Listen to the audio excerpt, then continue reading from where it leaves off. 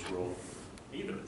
So what they allow is non-commercial flights, provided you can comply fully with 107. So all those rings of death when I go fly in my front yard go away, because I'm now trained and tested and certified to avoid manned traffic, as opposed to the other way around, where I have to give them notification of where I am. That's kind of the premise behind it.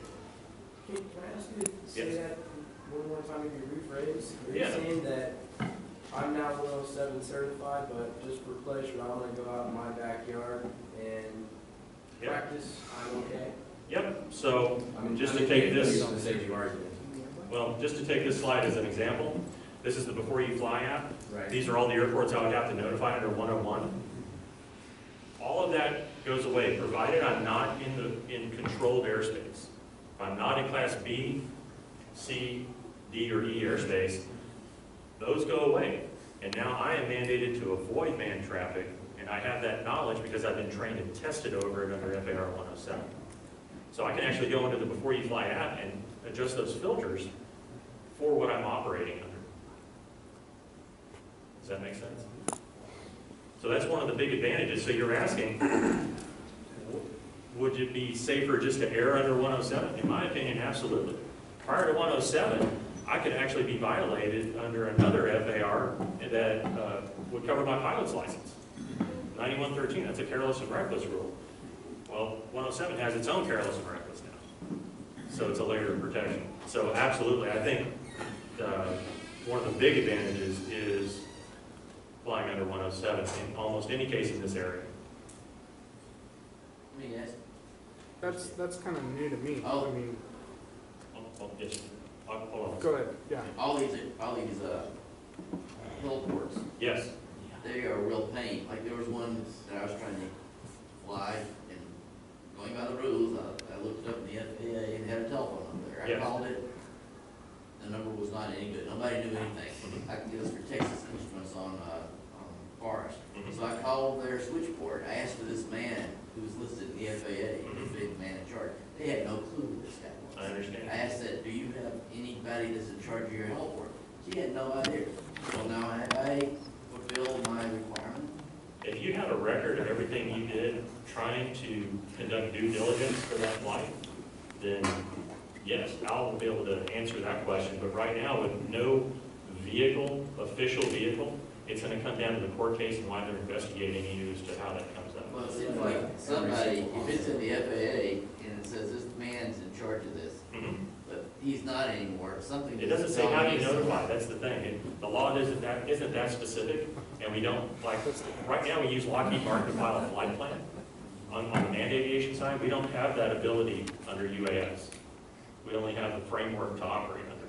So until we have that vehicle, or the court cases that filter that vehicle to us, you're doing exactly what you're supposed to do under federal law, which is notify.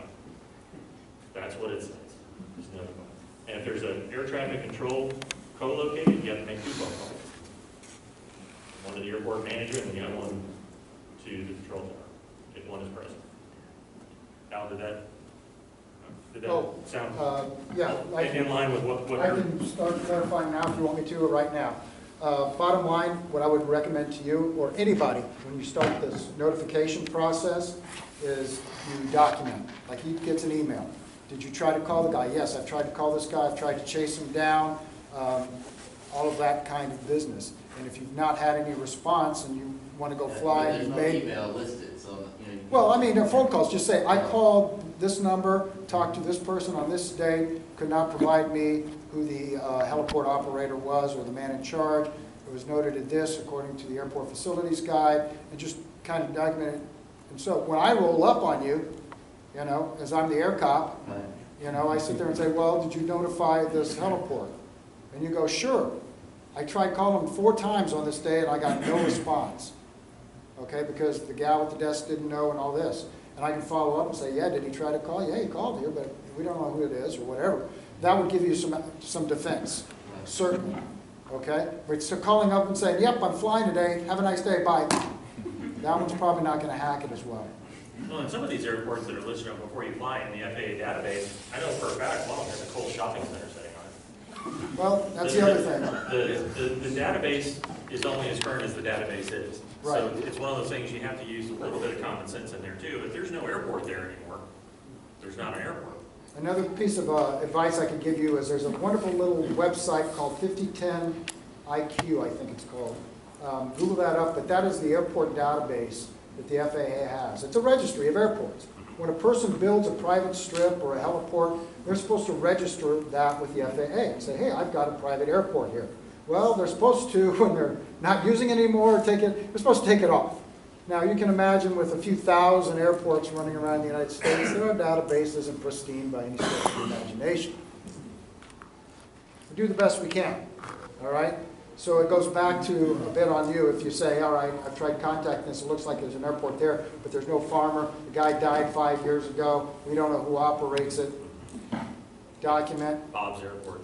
Yeah, document, that helps a lot, all right? And So that's that's the big thing right there.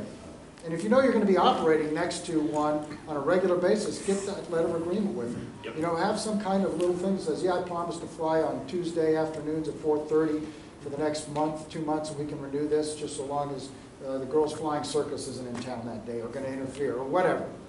Okay? So, I'm glad you brought up that letter of agreement because we talked about aeronautical, or the Academy of Model Aeronautics, there are AMA fields, sanctioned fields in and around the area. For instance, there's one really, really close to DFW in Grapevine that I belong to, and it's by a letter of agreement with that facility that field exists.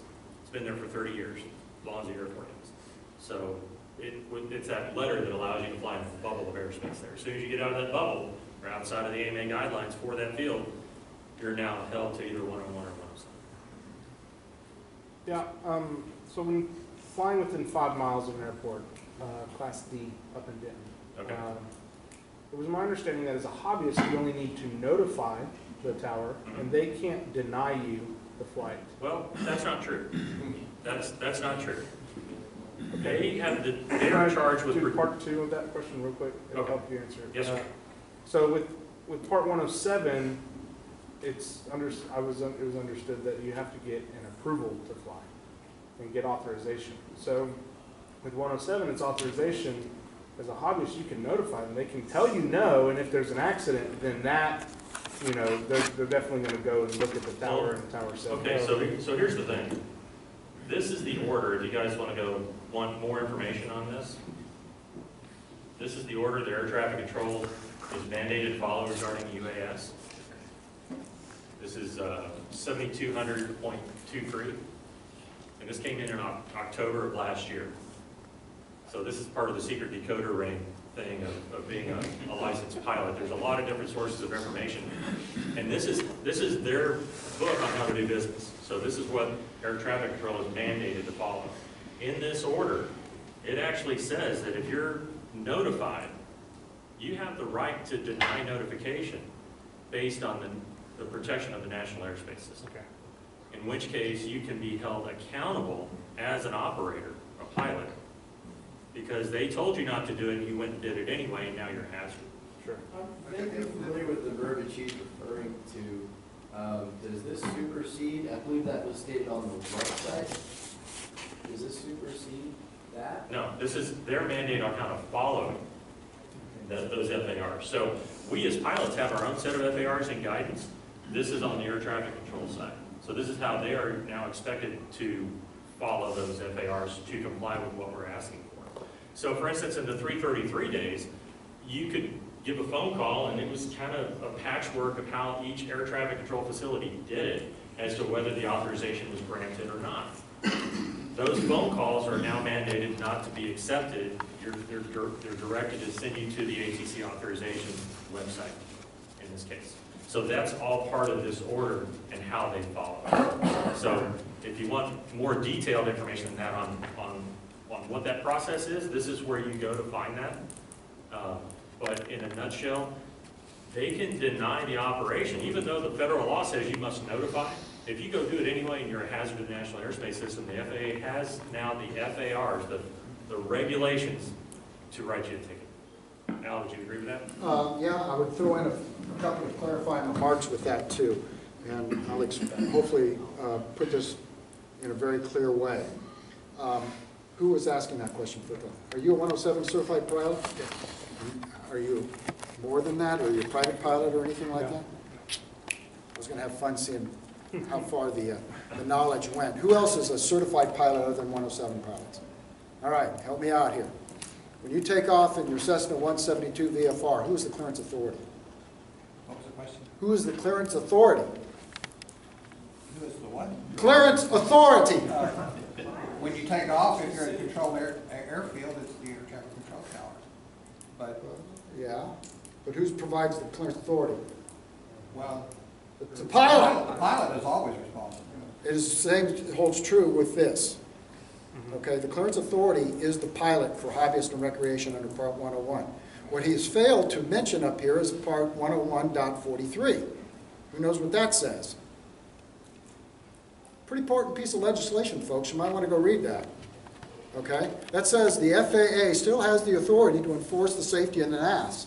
So if you go do something that endangers an ass, i.e. careless and reckless or otherwise causes a hazard, you are now no longer afforded the protections of 101. All right? So when he says disapproved in Class B, E, D, pick one of your 5 miles within that airport, you can say, you could, but here's the problem. When you do, you run that risk of endangering the airspace. Because then he's going to call me, and then I'm going to come to you and say, did you fly over the ejections of the tower? And you go, yeah, because he was an SOB, or whatever the case may be. Okay? I'm being a little flippant here, but I've heard this. All right? I truly have. Okay? Okay? So here's the problem, is I'll say, where were you flying, when were you flying, and then I get to make, now you're putting your trust in my good hands to say, yeah, you either were or maybe you weren't, but you probably were because you upset his flight patterns and some other things, so here's your fine. Okay? That's the kind of course it can go. That's a possibility. All right? The other thing is that you've got to remember, too, is he's an air traffic control authority in Class D. All right? That's the other thing. What is the authority of Class D? Do they provide separation, sequencing of traffic, correct? They don't provide separation between IFR and IFR. That's done by the approach control. So it's important to know the levels of your airspace. So the 107 certification is just a very base, low bar to get you into the hurdle. There's a lot more to be learned in that, okay? And if an airport operator, you call the airport operator, let's say it's an uncontrolled airfield, there's no ATC facility there, and he says, no, you cannot fly there. He has no right to tell you that. He does not manage or run the airspace, okay? He owns the ground, and that's it. Now, what he should say, and what we're trying to educate them is, I object because I've got the girls flying, circus flying there, you know, Tuesday, and where you're flying, they're going to be low over there, and you could cause a conflict. How about Wednesday? Or whatever the case. Sure. It's supposed to be a negotiation, all right? You still could fly, you being the clearance authority, over those objections, but if so, you are now putting yourself out there for endangerment of the airspace. Yeah, and that's what I was in reference to more than controlled airspace, of course. But in just, you look at a map and you're like, man, I can't go without being 5 miles near an airport here in DFW. Well, that's- Dallas area. Yeah, welcome to No. So That's why- does that clarify things quite a bit? And where you stand legally? But if the owner of the property says no, you're invading his. Well, he's You're, not well, now you controlled say, well, why is it a no? Now you can continue the conversation, just don't go, gee, I guess so, or no, Well, I mean, to heck you with can him. negotiate that, but if he says no and you say, well, it's an airport, I'm gonna fly here anyway, then. Well, you gotta be careful. There's a lot of pitfalls in all this. So my favorite answer is always, it depends. Okay? So why did the airport operator say no? Have that conversation. What is the problem? Where is the safety risk? Can we have a discussion about this? Is it when? Is it where? Is it altitude? What is the problem? Okay? Am I flying on his property? Well, if I am, then I definitely need his. If it's a public airport, that's a different story too. And it's getting better, believe it or not. These Lots of phone calls defenses. that are one-on-one are getting better because of this guidance that I just showed you. Here's the FAR now. They now have a procedure to go by that's mandated by their secret decoder ring and how they do business. Where before it was done on a tower-by-tower basis, and sometimes the default answer was just no, and they didn't have a reason. But now, per this guidance that I put up there a little while ago, now it's a negotiation. And it's getting better. We're also say that the air traffic control is supposed to refer you to the website to apply for authorization. Yes, For 107. for 107. If you're calling, I don't know how other facilities do it, I know how our facility does it and how the controllers have been trained. Because sometimes it's not only the supervisors that are running the tower, but when there's not a supervisor there, the controller is in charge of the tower. Somebody's assigned that duty, and they would be the one answering your phone call. So the way we've trained everybody is under 101, they would ask where you're going to operate in reference to the airport. Let's say you're 4 miles east. How high you want to go. Let's say you want to go to 150 feet. And they're going to say at that point, thank you, I have the information, and go have fun. Now, if you made that same request and you're right next to the airport and want to go up to 300 feet, they're going to tell you, no, we don't want you doing that, and here's the reason. They are obligated to give you a reason. So a lot of it, the notification may be very simple depending on the location to the airport that you're asking for. As you get closer to the airport, you're going to get more restrictions. For example, you may think that it's safe to fly south of the airport because you're not in any of the landing, final approaches to the airport. Well, we turn airplanes to the south to depart them, to get them away from jets, little smaller airplanes like King Airs, Cherokees, and Cessnas. So even though you think you're in a safe area, you're actually not, because the aircraft are climbing to the south. That's why you have to call us, so we can identify where you want to operate and is it going to interfere with what we're doing. If it's not, go have fun. If it is, we will give you that reason and may even say, you know what, if you wait an hour, we're going to be done with that operation, and then you can do it. Yes, sir. Hey, some of these smaller municipal